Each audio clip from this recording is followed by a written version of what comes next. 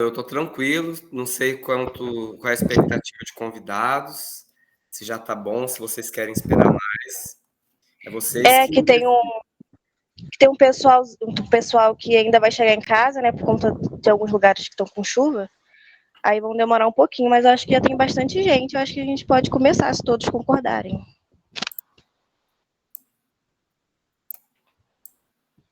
Por mim tá tranquilo. Então, tá bom. Boa noite, pessoal, novamente. Eu me chamo Pamela e eu curso licenciatura em Ciências Agrícolas na Universidade Federal Rural do Rio de Janeiro. Estou no 5º período e faço parte do PIB de Lica e atuo no CIEP 383 Máximo Gorki. Meu professor supervisor é o Wagner, né, um dos organizadores da semana. E hoje eu fiquei responsável por apresentar a palestra, que será de agroindústria e saberes tradicionais. E nosso palestrante hoje será o professor Diogo. Eu espero que vocês aproveitem bem a palestra e creio que todos podem ficar à vontade para fazer perguntas e interagir aqui na palestra. E é isso. Boa palestra para todos. Espero que todo mundo goste. E quando o professor Diogo se sentir à vontade, pode começar já. Boa noite, Pamela. Todos me escutam bem? Qualquer ruído que tiver ou alguma interferência, vocês avisam aí no chat que eu vou estar de olho, tá bem? Então, pessoal, meu nome é Diogo de Souza Pinto. Eu tenho uma apresentação aqui para vocês, vou colocar.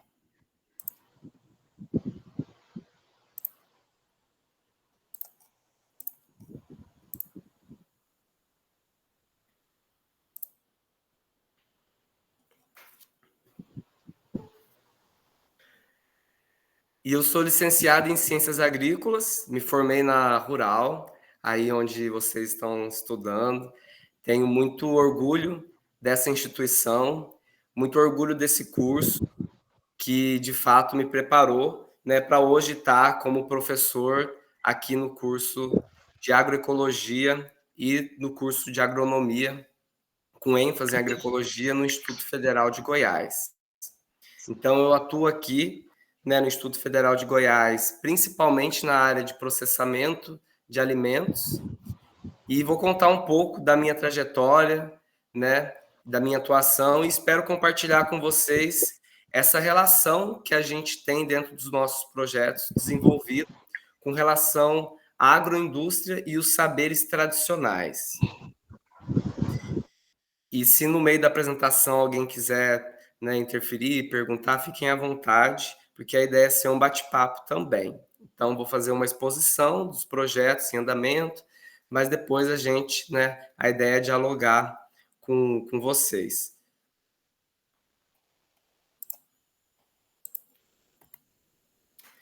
Bem, como eu disse, sou professor aqui na cidade de Goiás desde 2016.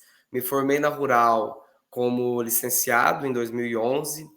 Fiz o mestrado na área de educação, trabalhando com a criação dos cursos de agroecologia e a formação de professores, aí também na Rural. E vim para cá, né? Antes atuei também no Colégio Técnico, no Setur, da Universidade Rural, no curso de agroecologia durante 2 anos.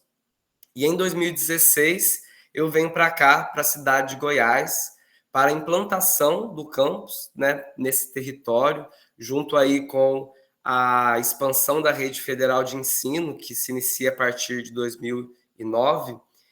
E aí me deu a oportunidade de estar aqui atuando como professor de agroecologia. Então, eu chego num território onde, né, eu não conheço muito, tampouco aprendia muito sobre o cerrado, porque aí na Rural a gente está na Mata Atlântica. Então, eu chego aqui, né, muito sedento desse conhecimento de como que a agroecologia e o cerrado interagem. Então, nós criamos um núcleo de estudos e pesquisas em agroecologia e agroecossistemas, junto com outros professores e técnicos e tecnólogos que atuam aqui no IFG. E nós investigamos, então, um pouco dessa relação da produção de alimentos agroecológicos atrelado aos agroecossistemas.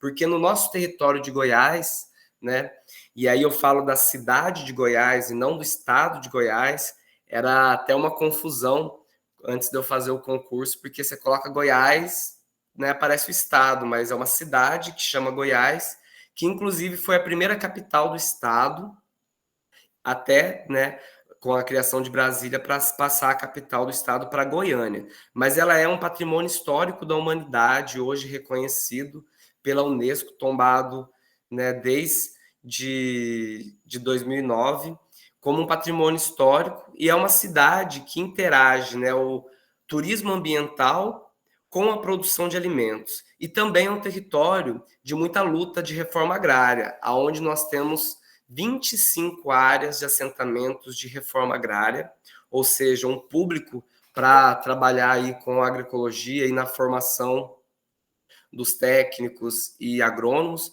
bem interessante, né?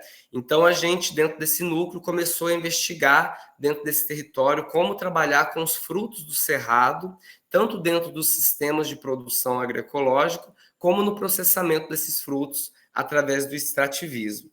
Então eu estou falando de um território muito diverso culturalmente, e quando a gente fala de conhecimento tradicional, a gente tem um trabalho voltado para os povos do campo, onde está ali, né, um conhecimento tradicional dos povos rurais, mas também de algumas comunidades tradicionais. E foi, né, para essas comunidades que eu me voltei mais recentemente dentro dos meus projetos, que são as comunidades quilombolas. Então, dentro da cidade de Goiás, nós temos uma comunidade quilombola urbana, que é o Quilombo Alto Santana, e também outros projetos me levou a atuar no território do estado de Goiás, em outras comunidades, como na Chapada dos Veadeiros. Então, eu vou contar um pouco dessa minha experiência, de como a gente, né, relaciona esse processo de agroindustrialização, de geração de renda dessas comunidades com o conhecimento tradicional. Então, eu vou falar um pouco, né, dos programas que dão origem a isso dentro do âmbito institucional. Quando falamos de IFG, estamos falando de uma rede. Aqui no território do estado de Goiás tem o IFG, que é o IF Goiás, e o IF Goiano. O IF Goiano tem 9 campos, e a maioria deles são campos agrícolas, com cursos das ciências agrárias, enquanto o IFG tem 12 campos, e o nosso campus, a cidade de Goiás, é o único campus agrícola. É o único campus que tem curso de agroecologia e que faz esse trabalho mais voltado com as comunidades rurais. Mas dentro dos programas, né, da Pró-Reitoria de Extensão, foram criados um programa mais antigo, antes da minha chegada, que é os Comunidades Tradicionais em Rede, com o objetivo de mapear um pouco quais são as comunidades tradicionais do Estado, para que futuramente se desenhassem projetos e articulações. E o Encontro de Culturas Negras, que é um encontro anual de pesquisadores, estudantes, servidores e de quilombolas que trabalham junto com os projetos em andamento, né, e com essas comunidades. Então, esse encontro é muito importante porque é uma culminância desses projetos e é onde a gente se encontra enquanto rede para trabalhar com essas comunidades. Então, em 2021, começa um programa chamado Quilombos Sustentáveis em Rede, já com foco nas comunidades quilombolas do estado. Então, a gente está falando aqui, né, de 82 comunidades no estado de Goiás, dentre as reconhecidas e não reconhecidas oficialmente. Então, são realmente comunidades com diferentes contextos. Como eu falei para vocês, tem desde uma comunidade urbana, como acontece aqui em Goiás, e em Uruaçu também, onde tem um outro campus, que são comunidades quilombolas urbanas, até comunidades rurais, que têm, né, distintas peculiaridades, tanto de acesso quanto, né, de desenvolvimento socioeconômico. Então, dentro dos quilombos sustentáveis em rede, nós mapeamos algumas comunidades através de oficinas e projetos de formação com as associações desses quilombos, e desenhamos, né, outros projetos que poderiam ser voltados para as comunidades em si.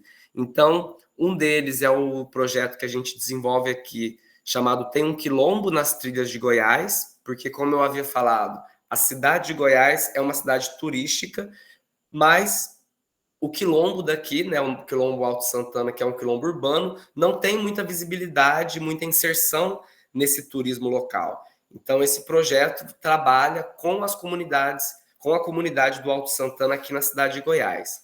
E outros 2 projetos que foram aprovados em 2022 no edital da FAPEG com a Fundação O Boticário, um deles chamado Trilha Cavaleira, que acontece na comunidade do Moinho, que é uma comunidade lá na Chapada dos Veadeiros, que está no território de Alto Paraíso, né? Uma cidade também muito turística, muito frequentada, mas a comunidade não tem, né, a sua geração de renda baseada e participante, então, desse turismo. Então, essa trilha é uma forma da gente trabalhar dentro da comunidade quilombola, uma trilha que liga Alto Paraíso a Cavalcante, que é outra cidade dentro do território da Chapada dos Veadeiros, também com grande potencial turístico. Então, essa trilha, como ela passa, né, dentro do território da comunidade do Moinho, eles têm toda a história da trilha, porque eram, né, os seus antepassados, seus ancestrais, que ia de uma cidade até a outra a cavalo, por isso é o nome Trilha Cavaleira, e atravessavam, de fato, né, essa área de preservação que hoje é chamado de Parque Nacional da Chapada dos Veadeiros. Então, essa trilha ela passa dentro do parque, então a gente tem aí a articulação com o ICMBio para realizar esse estudo e futuramente a abertura dessa trilha na comunidade do Moinho. E isso leva, de fato, serviços, né, de turismo, que inclui alimentação, hospedagem, dentre outros. E um outro projeto que eu vou falar um pouco mais, né, que ele representa um pouco dessa relação da agroindústria e dos conhecimentos tradicionais, que é o projeto Farofa do Cerrado, coordenado por mim, né, e junto com bolsistas, estudantes aqui dos cursos de agronomia, do curso técnico em agroecologia e do curso de bacharelado em cinema e audiovisual, que é um outro curso que a gente tem aqui também no nosso campus, que faz um pouco desse trabalho conjunto com o núcleo de estudos em agroecologia. Então, a gente sempre tem dentro do nosso núcleo estudantes do curso de audiovisual e de cinema. Bem, o que a gente mapeou de desafio, então, né, que leva a essa reflexão do processo de agroindustrialização? Primeiro, o acesso a políticas públicas dessas comunidades, desde as comunidades que estão em ambiente urbano até aquelas que estão em ambiente rural, elas passam, né, por essa situação da falta de acesso às políticas públicas. E aí entra o papel institucional do IFG dentro da dimensão de ensino, pesquisa e extensão. Outro desafio é a produção, né, de alimentos sem a devida segurança sanitária. Então, isso cria inclusive um estigma que a gente tem de um certo preconceito com produtos que vêm da agricultura familiar, de pensar que esses produtos, por não ter estrutura necessária, são produtos que não são feitos dentro das normas sanitárias. E isso a gente, né, tem 2 lados da moeda. Primeiro, porque, de fato, algumas dessas comunidades não têm uma estrutura, né, dentro de sua casa para fazer esse controle microbiológico. Então, esses produtos, ao serem comercializados, por exemplo, né, para editais do PNAE, na própria cidade, eles acabam estragando antes do prazo de validade.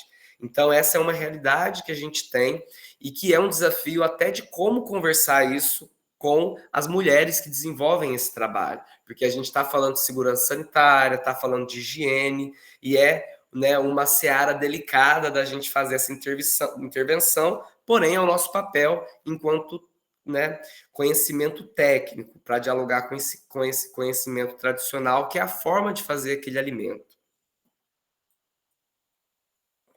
Outro desafio, que é representado por essa fotinha, né, é a questão das embalagens e conservação desses alimentos. Então, nós diagnosticamos que essas comunidades quilombolas, elas produzem alimentos que elas comercializam de diferentes formas, sejam em pequenas lojas, dentro das próprias comunidades, aquelas que têm, né, já uma relação com o turismo, porém outras vão comercializar em feira, vão comercializar para políticas públicas, como o PNAE, o PAA, mas a gente sempre vai esbarrar nessa dificuldade com relação à embalagem que reverbera na conservação desse alimento. Então, esse é um desafio que a gente encontra também, que vai desde a questão financeira, né, econômica, de como acessar uma embalagem de qualidade, e para isso você, né, tem que ter uma escala produtiva maior, mas isso é possível através da articulação, do cooperativismo e dessas associações conseguirem, né, fazer essa relação, né, de compra e fornecimento dessas embalagens para os produtores de alimento.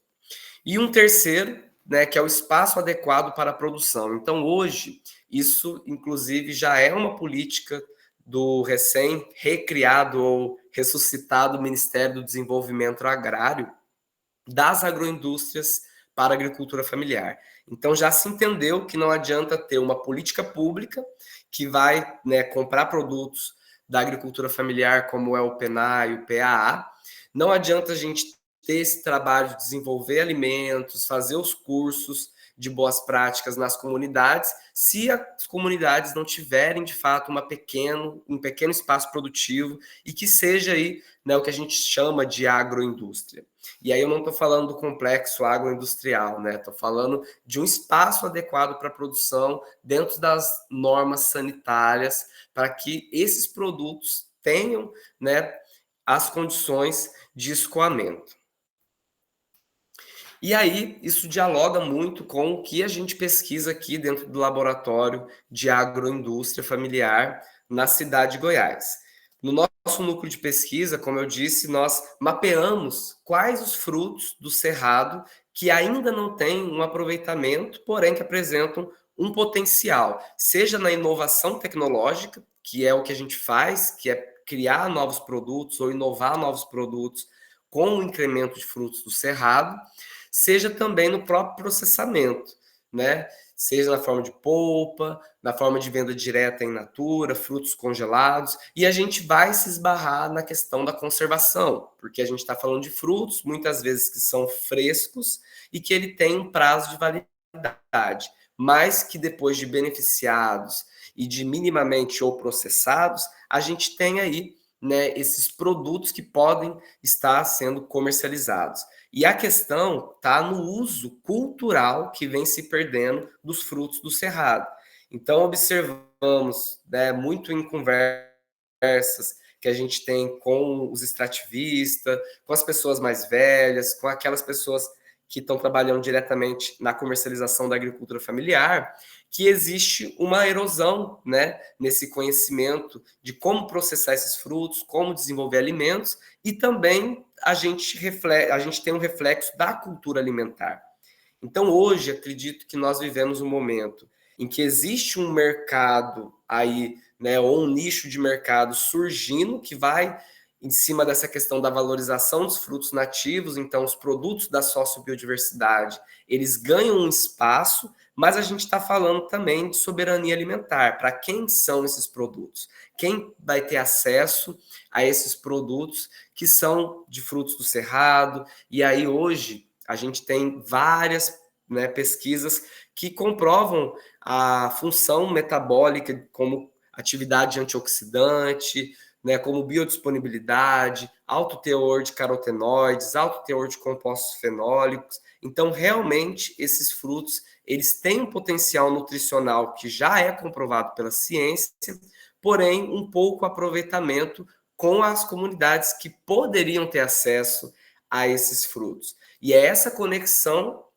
que a gente quer fazer enquanto núcleo de pesquisa, a partir da confecção, né, de produtos e da articulação de cadeias produtivas, mas da valorização das espécies nativas, porque isso vai refletir em um longo prazo na conservação ambiental e na recuperação da natureza, porque nós estamos falando de sistemas agroflorestais com frutos do cerrado, nós estamos falando na preservação daquelas nascentes ou daqueles, né, recursos hídricos que seriam vendidos ou arrendados para soja, mas que são áreas do Cerrado que ainda precisam ser preservadas. E eu não preciso dizer aqui, né, sobre essa questão ambiental, do desmatamento do Cerrado, que acredito que todos vocês já têm esse conhecimento. Então, a gente trabalha para combater essa relação de desmatamento a partir da valorização de frutos nativos.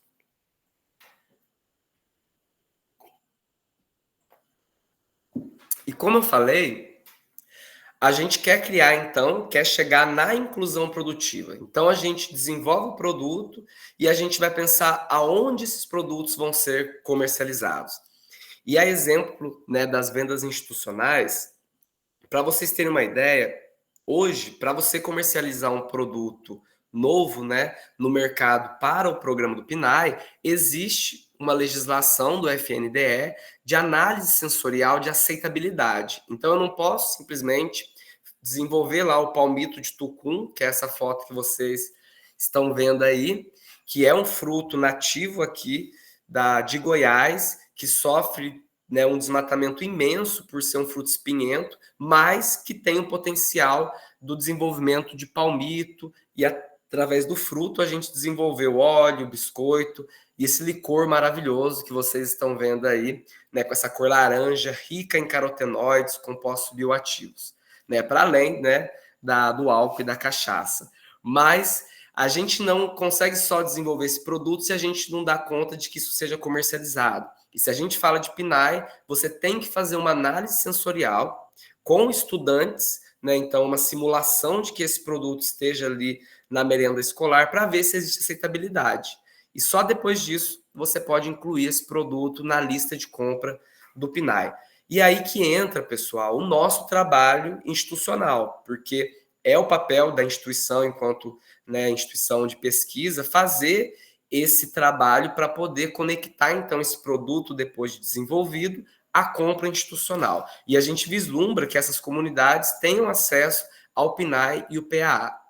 Só aqui no campus de Goiás, por exemplo, por ano, são 60 mil reais que vem para a compra institucional do PNAE, onde 100%, né, por uma política institucional, é destinado à agricultura familiar. Mas, mesmo assim, a gente tem dificuldade de conseguir injetar esse recurso na comunidade por causa da organização produtiva local. Então, são alguns desafios em que só a política pública, né, ela não contempla. Tem que ter o trabalho das instituições para que as políticas públicas sejam executadas. E a inclusão produtiva em feiras, em eventos, a gente tem inclusive um projeto que é um projeto piloto, né, de feira institucional, e aí a Rural também, né, tem um projeto de feira institucional que eu acho super interessante, eu não sei se ainda acontece, né, que tinha lá no P1, onde tinha produtos agroecológicos, e a gente tem os eventos, né, que são uma forma, além de levar o produto para comercialização, mas de divulgar essas comunidades, dando visibilidade a esse trabalho.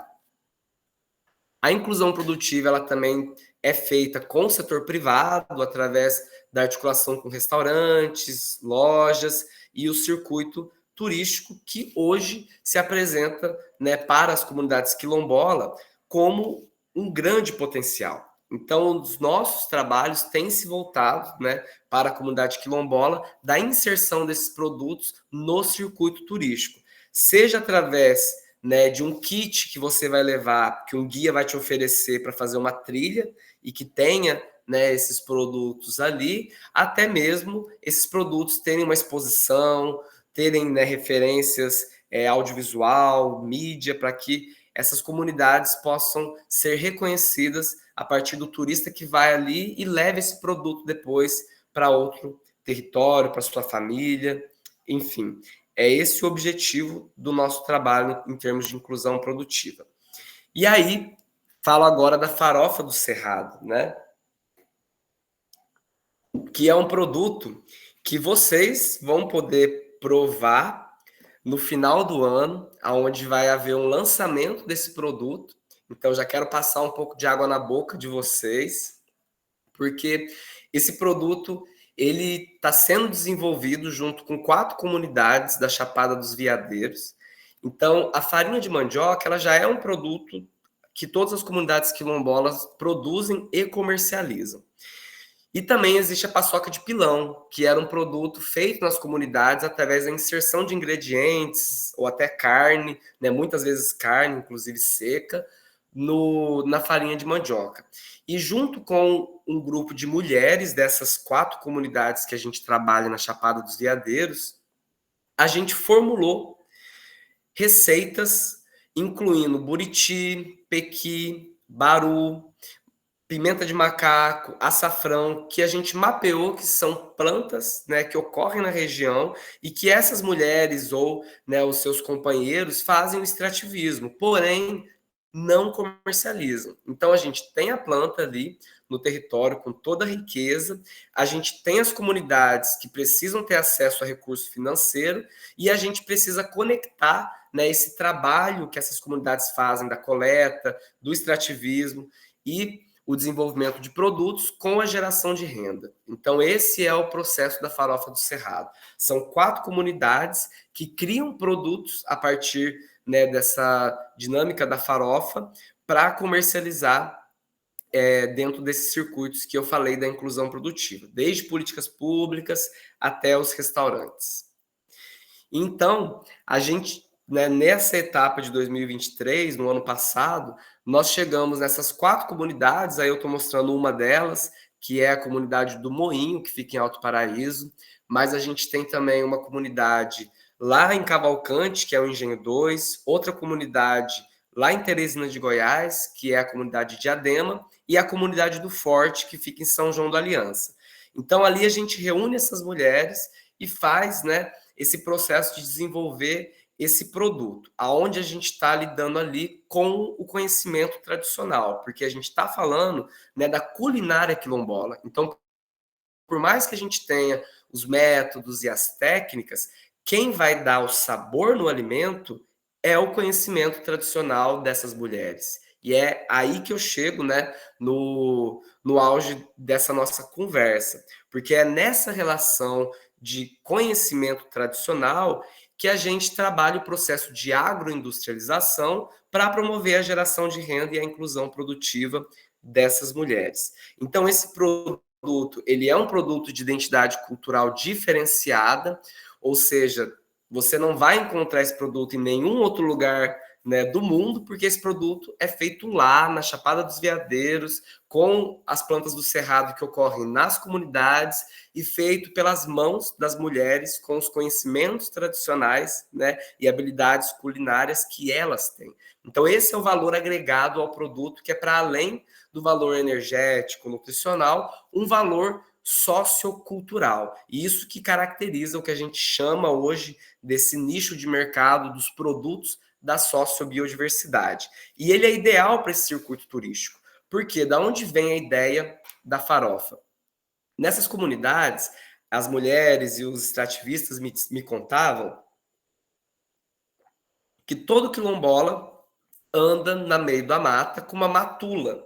Né? E matula, para quem não sabe, aqui em Goiás e até em outras regiões, é onde você leva o seu alimento, seja ali a sua marmita, a sua rapadura, sua farofa. Então, já era uma tradição, né, ancestral dos quilombolas levar sempre uma farofa, uma farinha na matula. Então, a inserção desse produto dentro de uma trilha, ela representa também essa experiência quilombola, de você estar levando ali, né, um produto fácil de carregar, com altíssimo valor energético e nutritivo. E o porquê que a gente fala que é alto em valor energético? Porque entra o nosso trabalho de fazer a pesquisa, né, que é a composição nutricional desse alimento. E aí que eu chego, né, aqui na cidade de Goiás, depois de ter viajado lá para Chapada, realizado esse trabalho, né, com esse conhecimento tradicional, e eu dialogo com o conhecimento científico através do nosso trabalho. Primeiramente, fazendo uma análise de composição nutricional. Então, hoje mesmo, nesse horário também, uma orientada minha, ela está apresentando em um evento que é um seminário de alimentação a composição nutricional dessas farofas. A gente observou ali na faixa de 300 a 400, né, quilogramas de valor calórico, então tem 400 calorias em 100 gramas de farofa, ou seja, é um alto valor calórico. E esse valor calórico principalmente vem de fonte proteica. E olha que interessante, né? Ela não é do óleo que coloca ali, tampouco do carboidrato, é da proteína. E essa proteína vai estar exatamente lá no pequi, lá no baru, lá no buriti que a gente incrementou nessa farofa. Então a gente sabe disso através da composição nutricional. Então são, né, análises que a gente faz com esses produtos no laboratório e isso em articulação com os projetos de iniciação científica, de iniciação tecnológica, de iniciação científica para o ensino médio, porque aqui eu dou aula também no curso técnico e incluo esses estudantes na pesquisa e em projetos de extensão.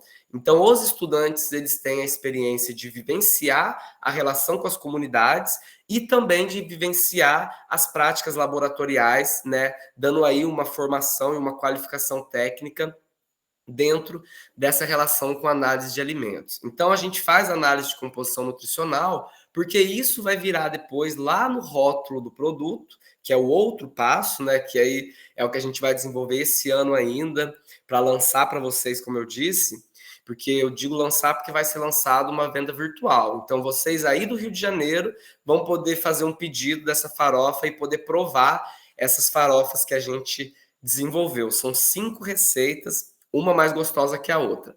E a gente faz análise sensorial.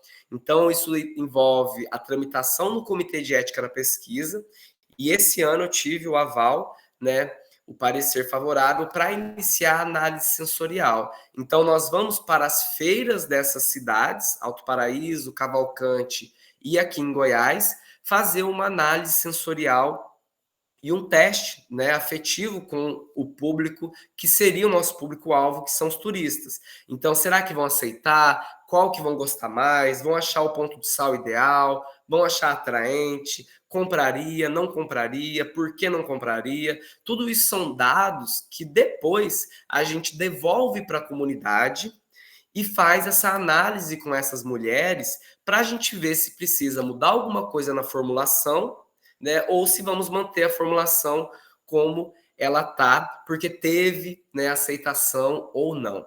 Então, isso é um trabalho do diálogo de saberes entre o conhecimento tradicional e o conhecimento científico para o desenvolvimento desse projeto.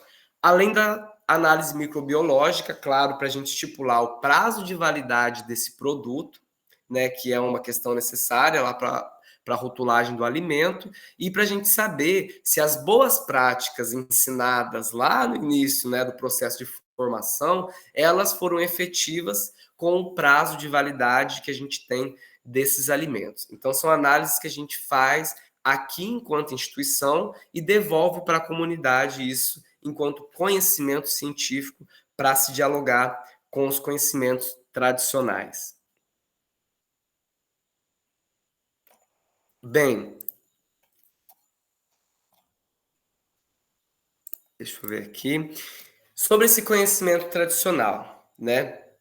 É importante a gente entender que a gente está falando de um patrimônio não físico, né? Material, que essas mulheres carregam.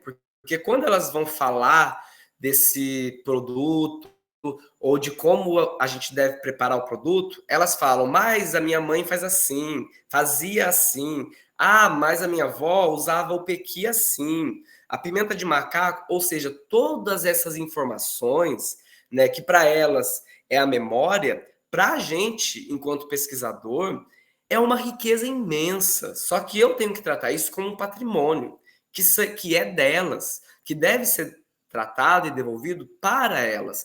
E aí é onde eu falo da postura institucional que nós, enquanto pesquisadores, extensionistas e professores, devemos ter de respeito a esse patrimônio. E eu falo isso porque essas comunidades, quando a gente vai iniciar o trabalho com elas, a primeira coisa que elas falam é: já teve universidade aqui, professor, fez TCC, fez artigo, mas não deixa nada para a gente. E essa não é uma fala, né, que aparece poucas vezes, isso aparece sempre nas comunidades. Então, quando a gente vai fazer uma relação hoje com as comunidades, nós né? Precisamos desconstruir essa imagem e promover, de fato, a valorização desse saber tradicional, desse conhecimento. E isso, né, pode vir tanto nos produtos, através dos selos que existe, das patentes, e aí patente é algo bem complexo para a gente falar com as comunidades, pelo nível de compreensão, né, até que a gente, enquanto instituição, tem sobre patente, e isso, de fato, se configura um produto da sociobiodiversidade. Porque, né, é feito a partir desses conhecimentos, a partir dessa relação. Algo interessante que vocês estão vendo aí, o grupo eles tem 6 mulheres, mas quem põe a mão na panela são somente as mulheres mais velhas. E isso é assim, ninguém precisa falar nada, já está no comportamento das comunidades. Então você vê que existe, né? Através disso a gente observa que existe esse tratamento hierárquico e esse respeito por esse conhecimento tradicional. Bom, essa relação então que se dá, né? E aí eu não sei quanto tempo eu tenho, tá tranquilo, pessoal? Eu tenho que encerrar, eu já estou finalizando, tá? Tranquilo, professor. Então tá bom. Então essa relação com as comunidades, né, ela se dá dentro desse tripé que é ensino, pesquisa e extensão, mas nós precisamos entender que ensino é esse, que pesquisa é essa e que tipo de extensão nós estamos falando. Com relação às comunidades, nosso público são pessoas principalmente em situação de vulnerabilidade social. A gente vê pela estrutura da casa, né, pela estrutura que as pessoas têm de condições ou acesso a alguns recursos ou políticas e até o nível de educação. E a gente vê que são mulheres, a maioria delas, idosas, alguma parte, muitas crianças e adolescentes, né? Então você tem, né, aí a criança, o adolescente, o jovem nem tanto, porque o jovem ou ele sai da comunidade para ir para a faculdade, ou ele está numa relação de trabalho, né, diferenciada. Mas existe esse público da juventude, mas não é tanto público que a gente consegue trabalhar. Talvez esse público da juventude, a atuação deles seja de fato mais dentro do âmbito das associações, né? Que é importantíssimo para a gente fazer as relações institucionais. A maioria são extrativistas e agricultoras, ou seja, vendem tanto o que extraem, né, do cerrado, como do que produzem nos seus quintais. Mas essa agricultura, pessoal, ela é muito mais de subsistência do que uma agricultura para a comercialização. Em alguns casos, até mesmo deixa de existir agricultura de subsistência pelo nível de degradação que a gente tem nessas comunidades do território do Cerrado, e aí eu estou falando de uma degradação que vem de um histórico, né, da criação de bovinos, da desertificação do Cerrado pelo pisoteio, das queimadas, e para além disso, e aí sofre mais o extrativismo, a questão da fronteira agrícola para dentro da área do parque. E aí essas comunidades ou estão dentro do parque, como acontece com o sítio do território Calunga, que é, né, reconhecido e tombado, e às vezes não. Às vezes esses produtos do extrativismo estão em fazendas, em que eles têm acesso a determinado momento, mas se ali, né, o patrão morre, vem o filho para assumir e de repente quer arrendar para soja, a gente tem essa questão do desmatamento e a perda dessa fonte de recursos dessas comunidades. Então, é dessa forma que o desmatamento do cerrado, ele atinge essas comunidades. E a maioria delas também são domésticas, trabalham como empregadas domésticas, quase todas não registradas, né, para ter uma fonte de renda. Então, a fonte de renda dessas comunidades realmente é uma condição, né, de vulnerabilidade socioeconômica. E a gente trabalha dentro do princípio de educação e comunicação, lá, né, voltando nas teorias do Paulo Freire, com essa relação não de estender o conhecimento até essas comunidades, mas de se comunicar, porque assim como eu estou falando, e eu acho que vocês estão observando isso, né, nessa minha fala, a gente, enquanto instituição, está se educando, primeiro, para aprender a trabalhar com esse público, porque se a gente está falando, né, de educação pública, de expansão da rede federal, de interiorização, né, da rede de Instituto Federal, a gente está falando desse público que a gente tem que levar educação, ciência e tecnologia. Então, a gente precisa saber, de fato, a forma que se dá essa comunicação. E o objetivo disso é a geração de renda para o desenvolvimento territorial.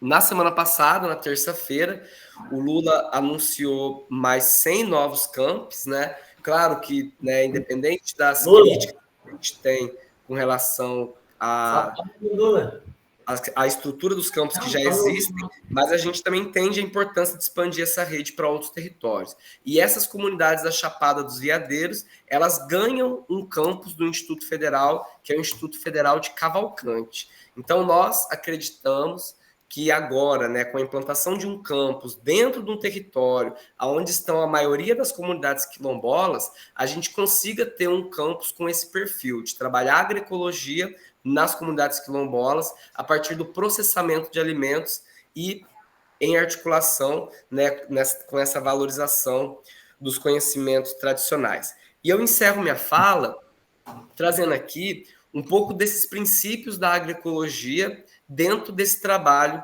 que a gente vai desenvolvendo com as comunidades.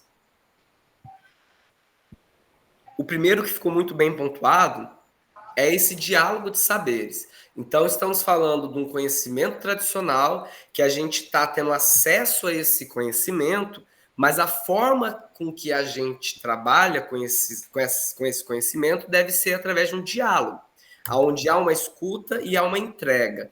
Então, a partir do momento em que a gente pega o produto que a gente desenvolveu, traz para o laboratório, realiza as análises e faz essa devolutiva para a comunidade, a gente está dialogando saberes, né, tradicionais com saberes científicos e promovendo a agroecologia.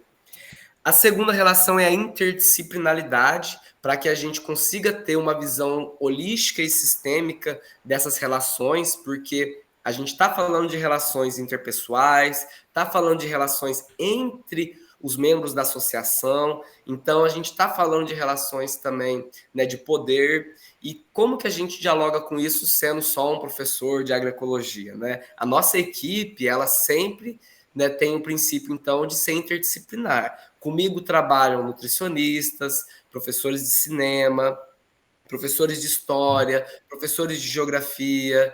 A gente tem, então, esse princípio da interdisciplinaridade para que a gente tenha sempre essa relação holística com os processos, né, de desenvolvimento dos projetos.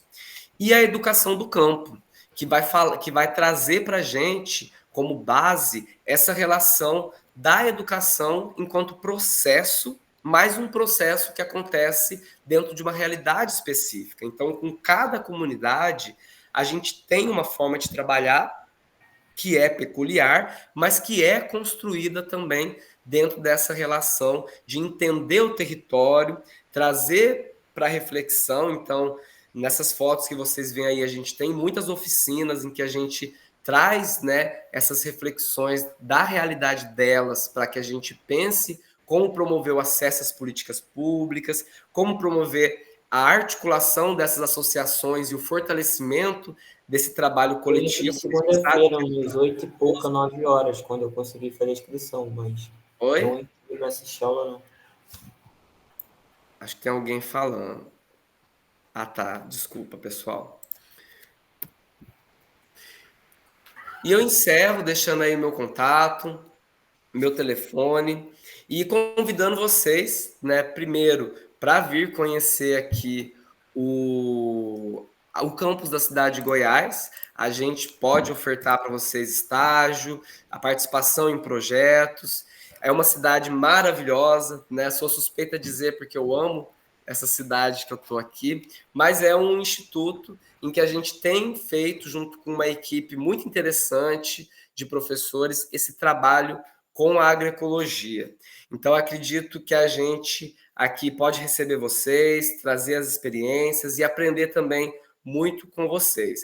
Fica aí o meu contato para que vocês possam falar comigo, né? Ou tem muita gente aí que a gente tem contato direto, professor Tarci, Wagner. E eu quero mostrar a última coisa aqui, só encerrar essa aqui, que é o Instagram da Farofa do Cerrado. para que vocês possam aprender mais, conhecer mais sobre esse projeto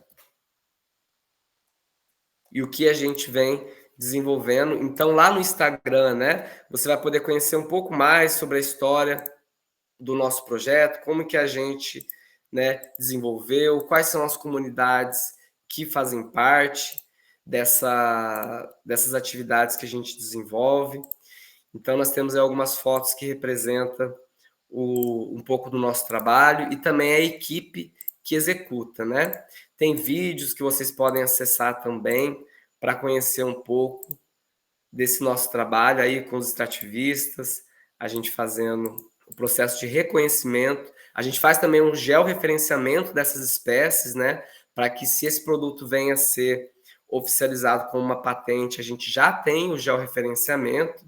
Aí é o grupo de mulheres lá de Diadema. Esses são os nossos 2 estudantes de agronomia que trabalham comigo nesse projeto, bolsistas de iniciação científica. Aí é um pouco da feitura da farofa, e esse aí é um produto que vocês vão poder degustar, né? No final do ano, fiquem atentos aí para que vocês possam nos ajudar, inclusive, a divulgar esse trabalho, para que mais pessoas conheçam essas comunidades e passem a valorizar esse nosso cerrado. Então, vamos agora abrir um tempo, acho, para perguntas, né? Que a gente dialogar aí. E é isso, minha fala.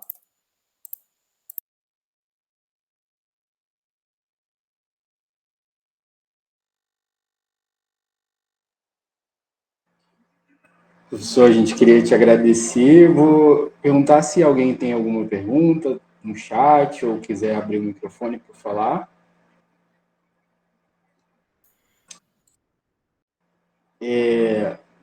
Eu queria te agradecer e dizer que a gente adorou. Eu estava aqui conversando com alguns colegas enquanto eu palestrava, a gente está assistindo junto, e dizer que a gente está encantado com as palestras dessa semana, porque na segunda e na terça nós já tivemos contato com 2 liqueiros que palestraram para a gente.